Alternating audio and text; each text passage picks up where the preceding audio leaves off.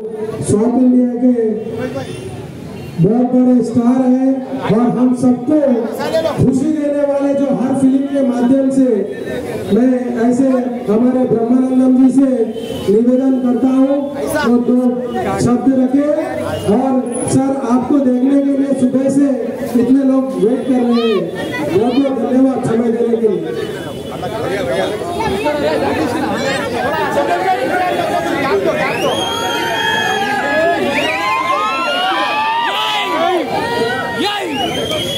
Hello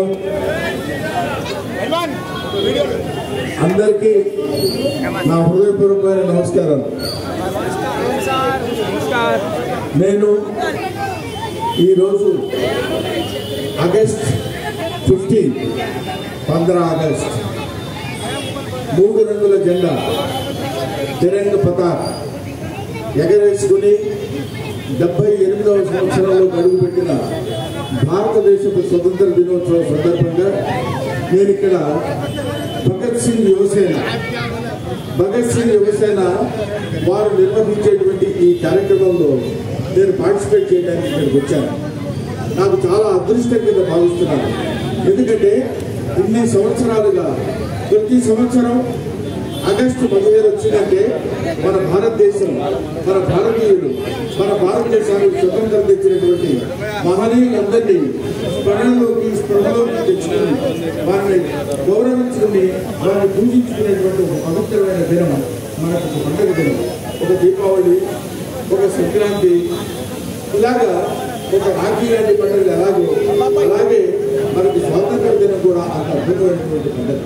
ఈ స్వాతంత్ర పండుగ అంటే ఏదో జెండా పెట్టుకుని మనందరం చాలా భక్తులు వందే మాత్రం అని మనం పాట పాడుకుంటే సహజమైనటువంటి విషయం అయినా కానీ ఇప్పుడు మనం గుర్తుంచుకోవాల్సినటువంటి విషయం, మనం స్ఫురణలో తెచ్చుకోవాల్సినటువంటి విషయం ఏంటంటే మన కోసం మనందరం ఇక్కడ ఉన్నాం, మన కోసం, మన దేశం కోసం ఎక్కడో బోర్డర్స్ లో ఉండి చలికి ఎండకి వానకి పంచుకుని భార్యా పిల్లల్ని వదిలేసి ఎక్కడెక్కడో ఉన్నటువంటి వాళ్ళందరూ వాళ్ళ జీవితాన్ని త్యాగం చేసి మన దేశాన్ని రక్షించడం కోసం ప్రయత్నం చేసి మనల్ని హాయిగా ఇవాళ ఉత్సాహంగా మనం ఉండటానికి కారకులైనటువంటి జై జవాన్, జై జవాన్, జై జవాన్। ఆ తర్వాత పొద్దునే లేచి మనం ఒక ముద్ద అన్నం తినగలుగుతున్నాం, మనం ఆహారం తీసుకోగలుగుతున్నాం అంటే పొద్దున లేచి 6 కాలం కష్టపడేటువంటి రైతులు ఉన్నారు, వాళ్ళు కనుక కష్టపడకపోతే మనకి బియ్యం ఉండదు, మనకి భోజనం ఉండదు।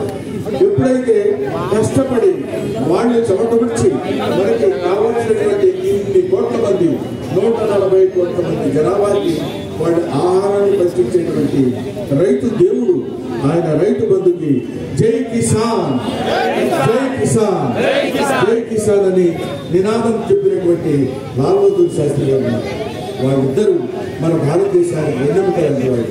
వీళ్ళు బ్రిటిష్ వాళ్ళు మనం పరిపాలించేటప్పుడు ఇక్కడ అద్భుతమైనటువంటి సేవ చేసి ఎంతో కష్టాలు పడి ఎన్నోసార్లు జైలుకి వెళ్ళి బ్రిటిష్ వాళ్ళ చేత దెబ్బలు తిని ఎన్నో ఇబ్బందులు కోర్చుకుని ఆడ మగ అనేటువంటి తేడా లేకుండా ఎంతో మంది ఎన్నో రకాలుగా ఈ దేశానికి స్వాతంత్రం రావడం కోసం ఎంతో కష్టపడ్డారు।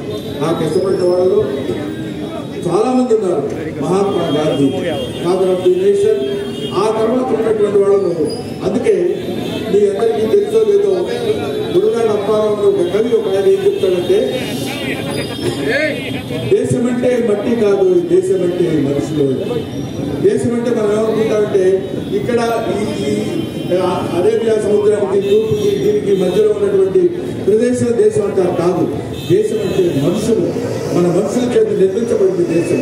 వీళ్ళు తిండి కలిగితే కండగలదు, కండగలవాడి మనుషులు అన్నారు। అప్పుడు తిండి కలిగితే బాగా మనం తినగలిగితే కండ ఉంటుంది, కండ ఉన్నప్పుడు వాడు దేశభక్తులుగా తన దేశాన్ని రక్షించుకోవడానికి భగత్ సింగ్ అని పేరు పెట్టినటువంటి లడ్డూ యాదవ్, ఆయన ఈ భగత్ సింగ్ పేరు చెప్పగానే ఇప్పుడు ఉన్నటువంటి కుర్రాళ్ళందరూ యువసేన, యువత్వం అందరూ ఇప్పుడు 67, 77 దాటినటువంటి వాళ్ళు వృద్ధులు కింద వస్తారు, చిన్నపిల్లలు 10-15 ఏళ్ళ టీనేజ్ లోపు ఉన్నటువంటి వాళ్ళు చిన్నవాళ్ళు అవుతారు।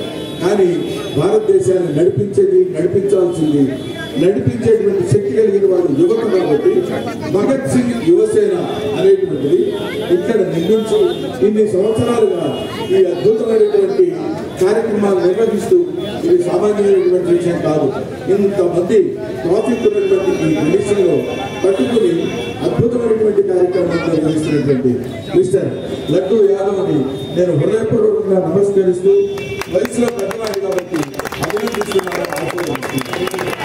ఇంకా ఎన్నో ఇట్లాంటి కార్యక్రమాలు నెరవేర్చి దేశభక్తి అనేటువంటిది, ఎందుకంటే దేశభక్తి అంటే మనకి కొంచెం తక్కువ, ఎందుకంటే జనగణమన అధినాయక జయని సినిమాలో థియేటర్లో సినిమా అయిపోగానే ఆ పాట వేస్తే పాట వినడానికి కూడా మనకు పోతుంది. అది పాట జరుగుతూనే ఉంటుంది, మనం ఎన్నోళ్ళు వాటి వెళ్ళిపోతున్నాం. ఆ పాట జరుగుతూనే ఉంటుంది, మనం ఎన్నోళ్ళు వాటి వెళ్ళిపోతూనే ఉంటాం. కానీ మనం నేర్చుకోవాల్సిన విషయం ఏంటంటే అది మన జాతీయ గీతం, మనందరం కలిసి రాసుకున్నటువంటి గీతం, మనందరం కలిసి ఆలపించాల్సినటువంటి గీతం. అటువంటి గీతాన్ని ఇప్పుడు మనం ఈ హైదరాబాద్ నగరంలో మాత్రమే మనం చూపిస్తున్నాము కానీ యావత్ భారతదేశం మొత్తం, యావత్ భారతావని, యావత్ హిందుస్థాన్ మొత్తం కలిపి ఇక్కడ ఈ భారతదేశం వందే మాతరం కానీ జరగడం మనం ఆలోచిస్తుంది. మనందరం ఒకటి, మనందరం ఎన్ని కులాలు, ఎన్ని మతాలు, ఎన్ని ఉన్నవాళ్ళు ఉన్నా సరే, ఎన్ని పార్టీలు ఉన్నా సరే, భారతీయులంతా ఒకటి, భారతదేశం అంతా ఒకటి.